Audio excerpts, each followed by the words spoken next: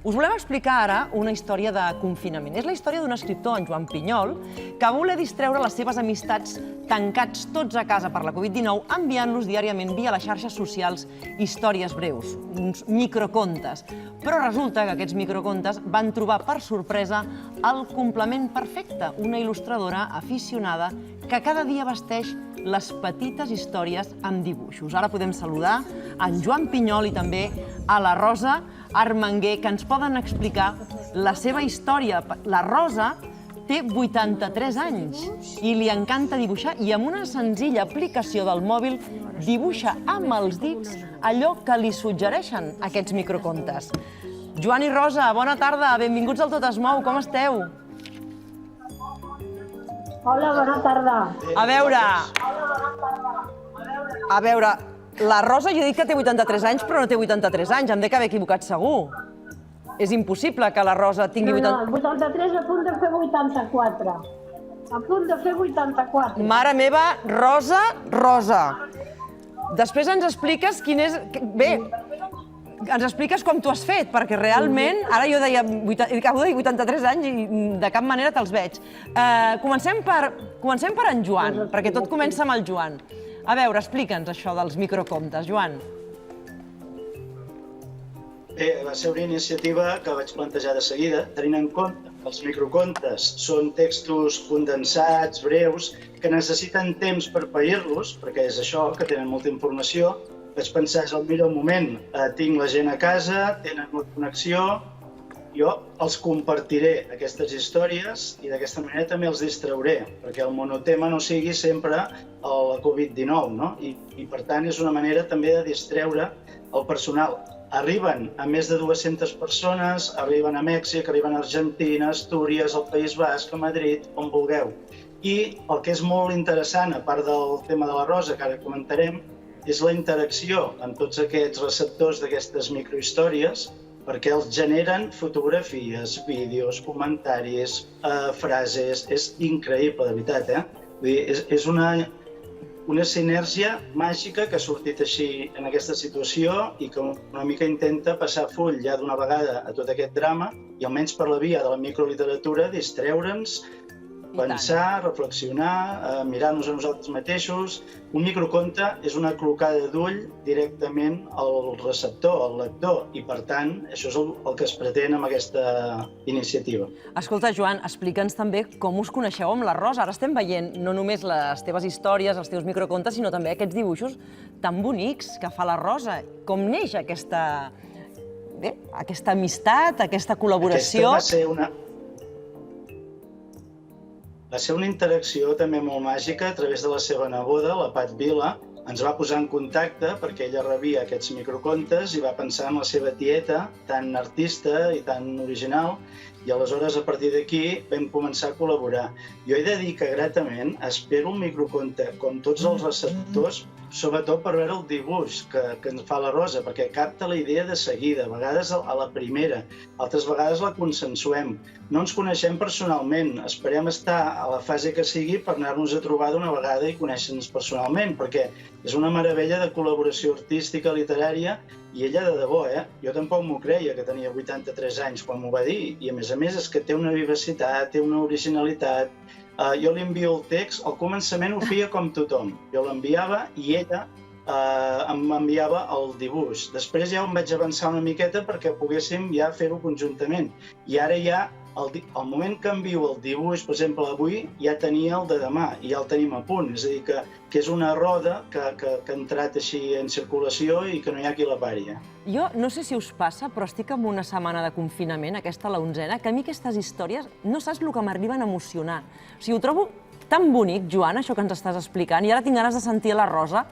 Rosa, a veure, expliqui'ns des de quan dibuixa, quan va aprendre a dibuixar i com... Dibuixar? Digui. No sé dibuixar. Jo no sé dibuixar. Jo vaig començar a fer dibuixets, no sé, els meus nets, les meves netes, i llavors deia bon dia. Jo tinc 5 amigues d'escola i cada dia ens diem bona nit i bon dia. Llavors jo moltes vegades els enviava un dibuix d'alguna cosa que havia passat.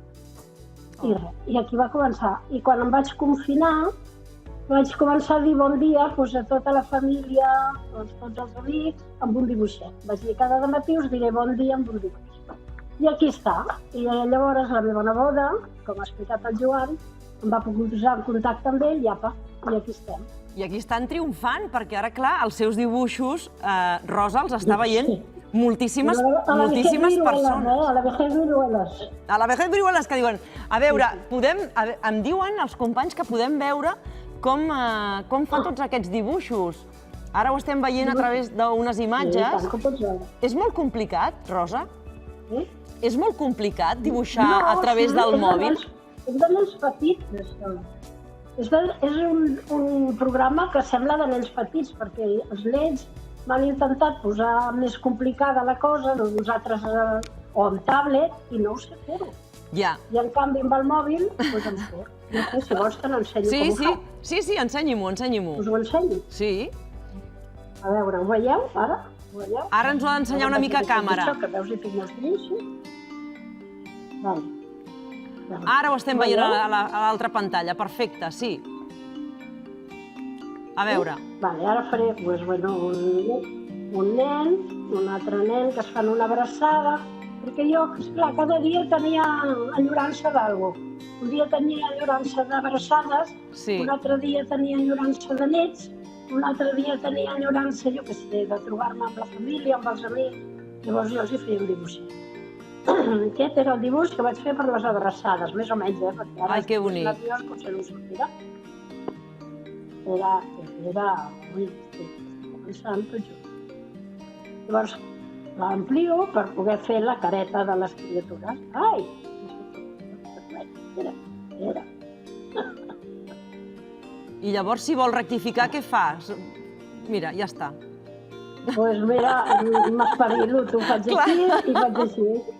I torno a començar a fer. Ai, ara no surt, Ara és una abraçada virtual a través d'aquest dibuix, però suposo, Rosa, que també té ganes d'abraçar en Joan, no? Perquè pel que explicava en Joan abans encara no s'han conegut. En Joan no el conec, només ens coneixem de parlar. Que fort. I t'asseguro que si veiéssiu els nostres WhatsApp sembla que ens coneguem de tota la vida. Ja. Ara s'abraça. Que bonic. Gràcies. És més petitet. I a més, escolta, Rosa, que... La maneta del nen. Realment. És molt senzill, això tinc només 6 colors. Amb 6 colors, perquè em falta el marró, sempre dic que em falta el marró. És molt bonic veure com ens està dibuixant en directe aquesta abraçada, mentre el Joan també ho està... El Joan també ho està mirant. Joan, què et sembla? Que bonica. Meravellós. La Rosa és de la generació digital, com podeu veure, amb un dit, Sí. Amb un dit capta i a vegades he de dir també que la poso més. Un dia vaig fer dibuixar una llau, però és una meravella. És una meravella. I sobretot que el text, totalment, Ella, ja us dic, de la generació digital, amb el dit, la pantalla mòbil, jo primer no m'ho creia, i un dia em va enviar, això sí, un fragment de vídeo que el feia, i quedo parat, i a qualsevol hora li envies i en 10 minuts tens ja la proposta i tens el dibuix, i a vegades l'encertes a la primera, i jo li dic, ja el tenim, Rosa, un mes. En portem 74 amb el dia. Mare meva. 74 microcontes, és meravellós. És meravellós, a més... És fantàstic, és que... Rosa, l'abraçada aquesta que estàs dibuixant ara en directe, perquè a més hem de dir que quan tu fas una cosa en directe doncs té més risc i la Rosa s'ha posat aquí a fer aquesta abraçada que no em digueu que no té força, té màgia aquesta abraçada. Parla per si sola. No gaire. Rosa, i tant que en té, i tant. M'ha sortit una mica Gertxo. No, Gertxo, què va, Gertxo? Què diu? Jo després, quan acabo, eixamplo i llavors ho perfecciono. Vaig dient, bueno, doncs ara l'ullet li posaré un piquet blanc. Vale, li poso piquet blanc. Ara no m'agrada, doncs ho esborro.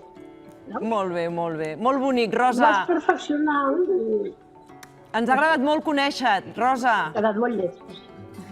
No, ha quedat lleig. Me n'alegro, jo també. Un petó molt fort. Moltíssimes gràcies per participar avui del Tot es mou. Gràcies. Donar-nos a conèixer el teu art. I el Joan, i a l'art del Joan a través de les... El problema és que el culpable és el Joan. El culpable és el Joan. De tot això. Molt bé, Joan, doncs ja ho saps. Culpable de tot plegat, d'això tan bonic que heu creat. Joan i Rosa, moltíssimes gràcies per ser avui aquí amb nosaltres, al Tot es mou. Petoníssim des d'aquí. Gràcies a vosaltres. Adéu-siau.